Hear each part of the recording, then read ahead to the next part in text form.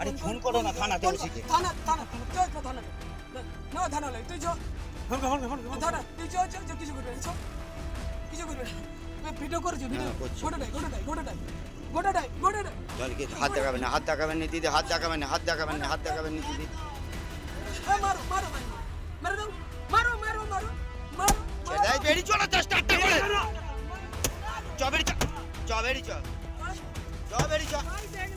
বেরি চ।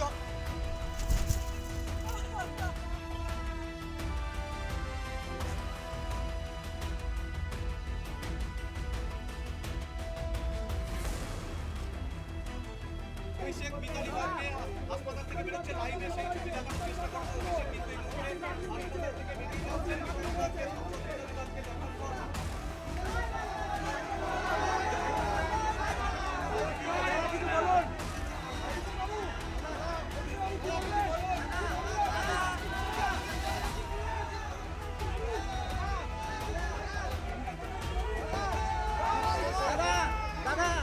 অভিষেক দা কি বলবেন?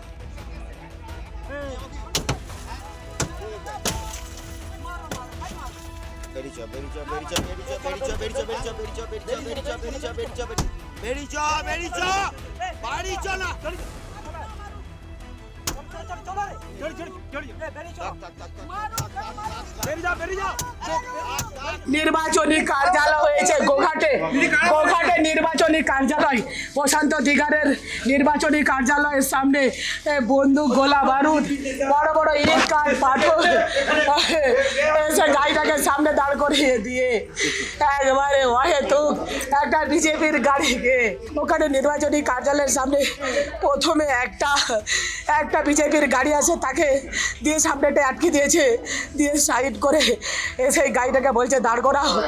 অকথ্য ভাষায় গালিগালাজ, প্রাণে মেরে ফেলা রূপ কি, সঙ্গে আমার সিকিউরিটিকেও মারতে যায়, দিয়ে বড় বড় ইট কাঠ পাথর বন্দুক দেখায় সামনে। তৃণমূল কংগ্রেসের কর্মীবৃন্দরা আর মানবে না, মাটি ছাড়বে না। আপনারা নাকি মারধর করেছেন তাদের মিছিলের উপরে? আমি গোঘাটের বুকে মারধর করেছে, তাদেরকে মারধর করছে। আমি বাড়ি থেকে বেরিয়ে এসে আমি আসছিলাম অভিষেকদার, আমার যে আজকে আরামবাগে প্রোগ্রাম আছে, আমার কর্মী সমর্থকরা বললো তুমি একটু তাড়াতাড়ি ঢুকো।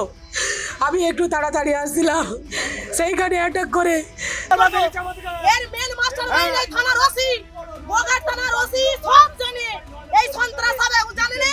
এত বড় র্যালি চলছে, সেন্ট্রাল ফোর্স দেয়নি, সেন্ট্রাল ফোর্সকে ভুল জায়গায় কাজে লাগানো হচ্ছে। সেন্ট্রাল ফোর্সকে নিয়ে এসে থানার ভিতরে ঢুকিয়ে তাদেরকে এই নাকা চেকিং এ লাগানো হচ্ছে। এত বড় র্যালি যেদিকে বেরিয়ে যাচ্ছে সেনসিটিভ এরিয়া, কেন ওসি সেখানে সেন্ট্রাল ফোর্স দিল না? জবাব চাই ওসির কাছে, কেন দিলেন না? এমপির গাড়ি তো বেরিয়ে যাচ্ছিল, এমপির গাড়িকে এখানকার কার্যকর্তারা আমাদের ধরেছে, ধরে ঘিরেছে, সে এমপি গাড়ির ভিতর থেকে রিভলভার বের করেছে। এমপির গাড়িতে রিভলভার কোথা থেকে এলো? এবং ফায়ারিং করার জন্য ছেলেদেরকে হুমকি দেখাচ্ছে। এত ছেলে লাশ পড়ে গেল, এত ছেলে মরে যাচ্ছে, এত রক্ত, এমপি এখানে নাটক দেখতে এসছে, এমপি এখানে নাটক করতে এসছে। এর জবাব দিতে হবে পুলিশকে। বাঁশ দিয়ে তার গাড়ির কাঁচ থেঁতলে ভেঙে দিয়েছে, তার শরীরের বিভিন্ন জায়গায় কাঁচের টুকরো ঢুকে বিভিন্নভাবে হাতে পায়ে কোমরে চোট লেগেছে। তিনি হাসপাতালে ভর্তি। আমি মেডিকেল কলেজ হাসপাতালে তাকে দেখতে গেছিলাম। আমি এখানে আজকে খালি তৃণমূলের হয়ে ভোট চাইতে আপনাদের কাছে আসিনি। আমি খালি আরামবাগবাসীকে অনুরোধ করব, 29 তারিখ আপনারা যখন ভোটটা দেবেন, 11 সালে যে স্বাধীনতা আরামবাগবাসী পেয়েছিল, সে কথাটা মনে রেখে আগামী 29 তারিখ ভোট দেবেন। বিজেপির জল্লাদ হয়েছে যারা আজকে মিতালির উপর চড়াও হয়েছে, আক্রমণ করেছে, আমি মিতালিকে জিজ্ঞেস করলাম তাদেরকে চেনো? বললো দাদা আমি বুঝতে পারিনি, সেভাবে মনে পড়ছে না। ওর অবস্থা এমনিও খারাপ, ও এতই দুর্বল হয়ে গেছে। কিন্তু আমার নজর সবার উপর রয়েছে। যারা ভাবছে মিতালির উপর কারা চড়াও হয়েছে আমরা জানি না। সমাজশ্রীর স্বামী সৌমেন পাল, দোলন, এই 4 জন প্রাথমিকভাবে যুক্ত আমার কাছে খবর রয়েছে। আরো যারা যুক্ত সামনের সিসিটিভি ক্যামেরা দিয়ে বেছে বেছে বার করব। একটা এসসি মহিলা, তপশিলি মহিলা, তার গায়ে যারা হাত দিয়েছে, 4 তারিখে তৃণমূল আরামবাগ জিতুক বা হারুক, আমরা গতবারও আরামবাগ হেরেছিলাম, গোঘাট হেরেছিলাম, খানাকুল হেরেছিলাম, পুরসুরা হেরেছিলাম, কিন্তু উদারতা পার পেয়ে গেছিলে।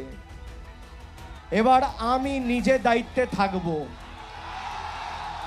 4 তারিখ 12টার পরে কোন জল্লাদের কত ক্ষমতা আর কার দিল্লির বাবা কাকে বাঁচাতে আসে আমি 4 তারিখ দেখব।